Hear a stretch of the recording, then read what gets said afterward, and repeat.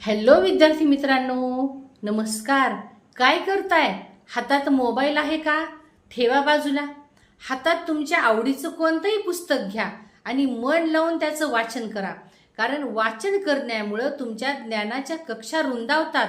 तुम्हाला जगाकडे पाहण्याचा नवीन दृष्टिकोन निर्माण होतो. त्याचबरोबर वाचन करण्यामुळं तुमची अभ्यासातील एकाग्रचित्तता वाढते. वाचनाने व्यक्तीचा अंधकार दूर होतो आणि त्याचं जीवन प्रकाशमान होतं. वाचन केल्यामुळं तुम्हाला संवाद कौशल्य प्राप्त होतो. कोणत्या कोणत्या ठिकाणी कोणत्या म्हणी वापराव्यात, कोणते शब्द वापरावेत यासाठी शब्द भांडाराचा साठा तुमच्याकडे तयार होतो. जेणेकरून की समाजामध्ये वावरत असताना चांगले विचार, चांगले शब्द कसे वापरावेत याची समज तुम्हाला प्राप्त होते. म्हणून विद्यार्थी मित्रांनो, वाचाल तर वाचाल.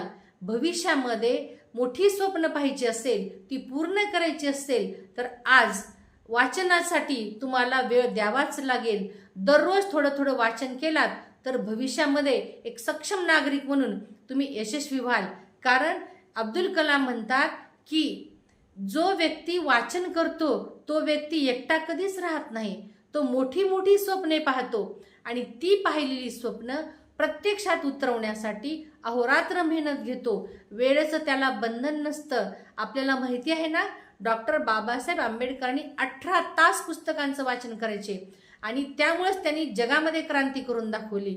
म्हणजे वाचन ही एक संस्कृती आहे, वाचन हे एक विचार आहे, वाचन ही एक क्रांती आहे. म्हणून वाचन करा, नियमितपणे वाचनाची सवय लावा आणि त्या वाचनाचे काय फायदे होतात हे जाणून घेण्यासाठी व्हिडिओला भेट द्या, लाईक करा आणि शेअर करा.